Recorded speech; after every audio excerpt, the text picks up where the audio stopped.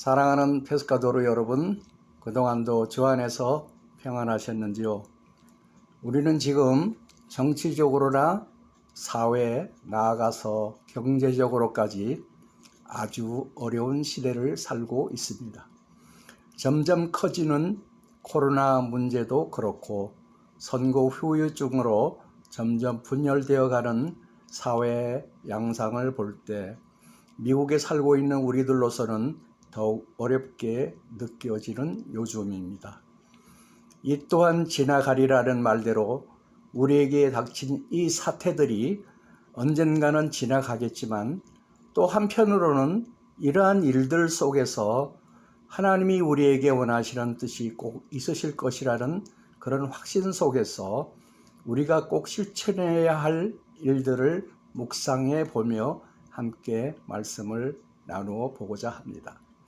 오늘의 본문 말씀은 히브리서 4장 14절로 16절의 말씀으로 제목은 은혜의 보좌 앞으로라는 말씀으로 함께 나눌 때 은혜의 시간이 되시기를 소원합니다.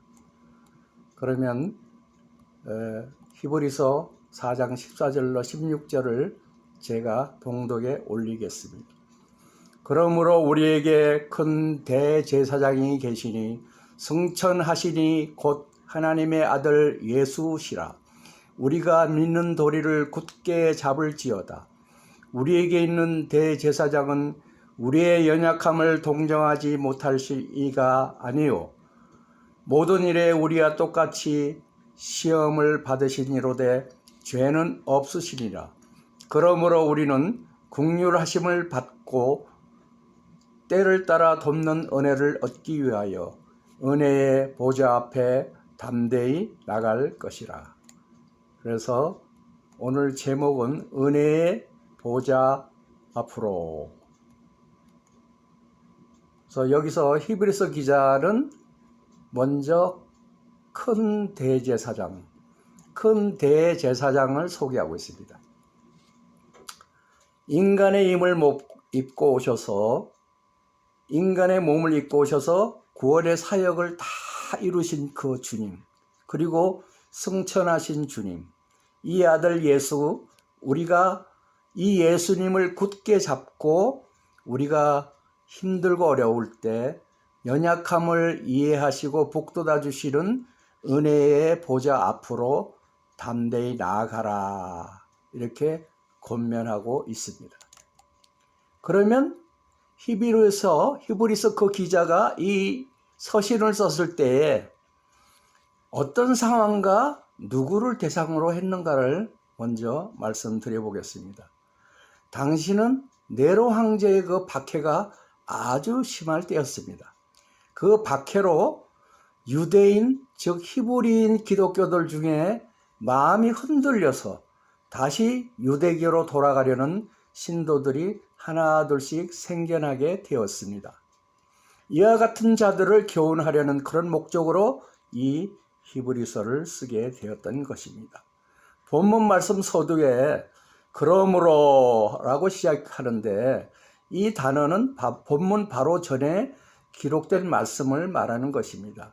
그 본문 전에 12절에 이런 말씀이 있어요. 하나님의 말씀은 살아있고 활력이 있어. 예전 성경으로는 운동력이 있어, 이렇게 나오죠. 좌우의 날선 어떤 검보다 예리하여 혼과 영과 및 관절과 골수를 찔러 쪼개기까지 하며 또 마음의 생각과 뜻을 판단하나니 지으신 것이 하나도 그 앞에 나타나지 않음이 없고 우리의 결산을 받으실 이의 눈앞에 만물이 벌거벗은 것 같이 드러나느니라. 여기서 히브리서 기자는 먼저 말씀의 강한 능력에 대해 말하고 있고 그 말씀의 주인이신 창조주이시며 심판주이신 하나님의 그 결산 앞에 주의를 기울이라는 그런 말씀입니다. 큰 대제사장이신 그 예수님을 이해를 돕기 위해서 그 대제사장, 그러니까 예수님 오기 전에 대제사장에 대해서 한번 먼저 나누어 보겠습니다. 대제사장은 하나님 앞에서 백성을 대표하는 사람으로서 레위 지파 아론으로부터 시작이 되었죠. 그 대제사장은 오직 한 사람이었고 종신직이었습니다. 종신직. 그러니까 죽을 때까지 한 번 제사장 되면은 죽을 때까지 제사장이다. 그런 얘기죠. 그래서 그 대제사장이 하는 일이 하도 많아서 지금 이 시간에 다 말씀드리는 것이 무리라고 생각되지만 그래도 그 안에 담겨진 귀한 의미가 있기에 말씀드리고자 합니다. 그러면 대제사장이 행했던 일과 그 의미를 간단하게 소개해 보겠습니다. 첫째, 대제사장이 했던 일이 번제단에서 속죄하는 일을 했습니다. 여기서 쓰인 숫소의 피는 예수 그리스도의 십자가의 그 보혈의 모형을 의미하는 것입니다. 두 번째, 물두멍에서 자신의 수족을 닦는 일을 했습니다. 이것은 먼저 자신의 죄를 정결케 하기 위한 그런 행위입니다. 세 번째, 성소의 떡상에 안식일마다 12개의 진설병을 올려놓는 일을 했습니다. 떡은 그리스도 몸이고 말씀을 의미하지요. 네 번째, 등대의 불이 꺼지지 않게 하는 일을 했는데 아침 저녁 하루 2번 점검을 했습니다. 이 의미는 성전의 기도의 불, 성령의 불, 은혜의 불이 꺼지지 않게 하라는 그런 의미가 여기에 있습니다. 다섯 번째, 분향단에 향을 사르는 일을 했습니다. 이 의미는 분향단에서 향을 사르듯이 기도가 끊어지면 안 된다는 그런 의미인 것입니다. 여섯 번째, 지성소에서 속죄하는 일을 했는데 1년에 하루, 그러니까 유대력으로 7월 10일에 들어가서 1년 동안에 지었던 그런 죄, 백성의 죄를 대속해 했습니다. 이때 대제사장이 행하여야 할 일을 말씀드리면 7월 10일 대속죄일에 무엇을 입었다고요? 에봇이라는 옷을 입었어요. 에봇을 입었어요. 그때 먼저 숫소의 피를 가지고 자기 백성의 죄와 허물을 위해 지성소 안에 들어갑니다. 그리고 향로의 향으로 속죄소가 보이지 않게 해야 했습니다. 그 향로의 그 향, 그 연기로 속죄소가 보이지 않게 했다. 그리고 숫송아지의 피를 7번 속죄소 사방에 뿌리는 것입니다. 또 번제단으로 나와서 피를 제단불에 뿌립니다. 그리고 산염소의 안수에서 이스라엘의 죄를 전가시킵니다. 미리 정한 사람이 아사셀 염소를 광야에 놓아 죽게 합니다. 말씀드린 대로 결국에 아사셀 염소는 그 광야에 버려져 죽게 되는데 그 아사셀 염소들이 이스라엘의 그 죄를 대신해서 1년에 한 번씩 죽게 되는 것입니다.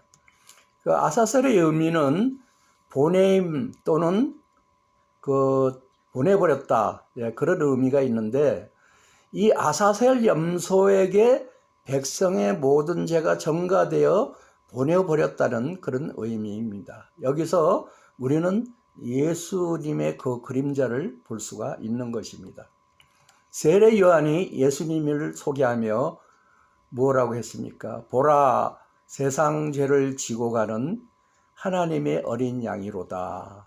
이렇게 말했듯이 이전에 이사야 53장 6절의 말씀처럼 우리 무리의 죄악이 메시아 예수님에게 담당된 것입니다. 그렇습니다. 대제사장이 행했던 이 모든 일 속에 구속사적인 진리가 내포되어 있습니다. 예수 그리스도의 피는 죄 없으신 영원한 피이기에 단 한 번으로 능히 대속하셨습니다. 7번째, 대제사장에겐 하나님께서 축복권을 주셨다. 그러니까 축복권을 주셨기에 온 백성을 축복하는 일을 하였습니다. 즉 대제사장은 축복하고 하나님은 축복을 보장해 주신 것입니다. 참고 삼아 민수기 6장 24절로 26절에 보면 아론의 축도가 나오는데 그 아론의 축도를 한번 봉독에 올리겠습니다.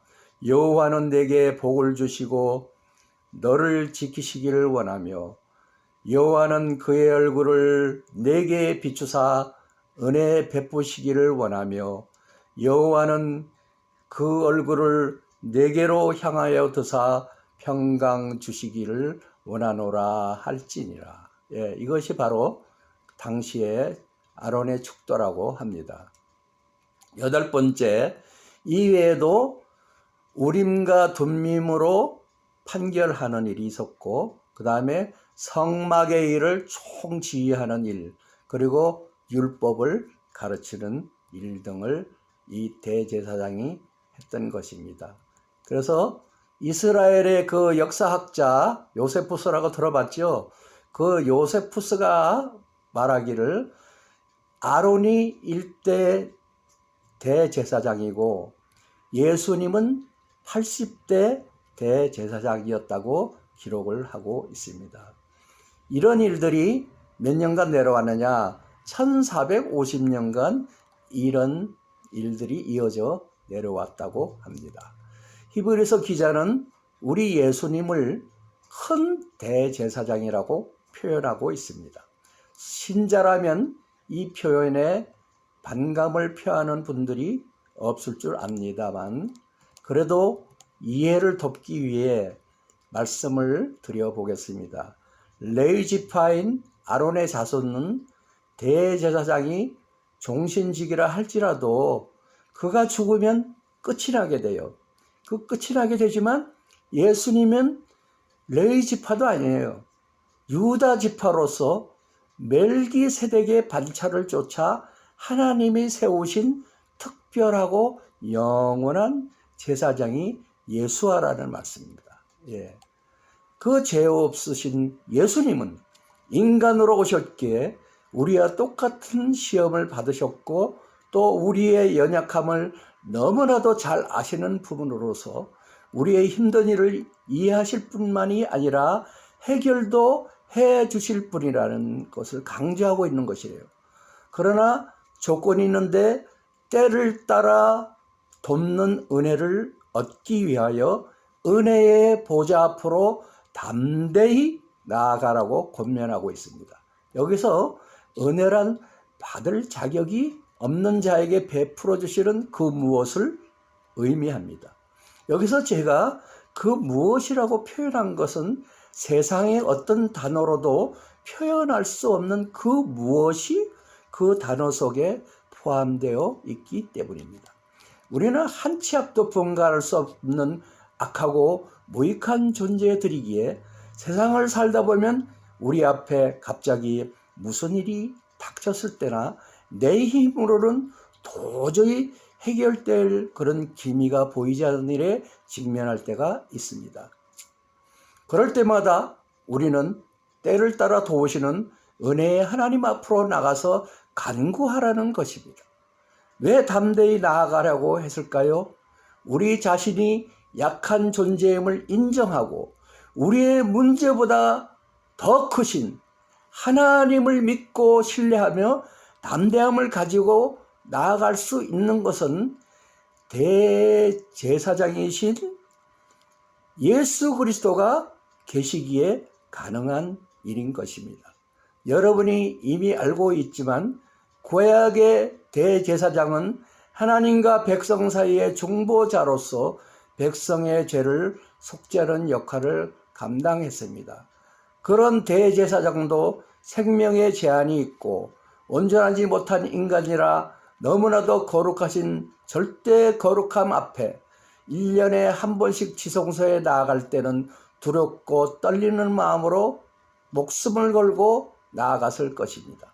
그러나 큰 대제사장, 우리의 영원한 대제사장이신 예수님께서 자신의 몸을 다 들이시고 다 이루신 분이시기에 우리는 그분을 힘입어 은혜의 보좌 앞으로 담대히 나아갈 수가 있는 것입니다.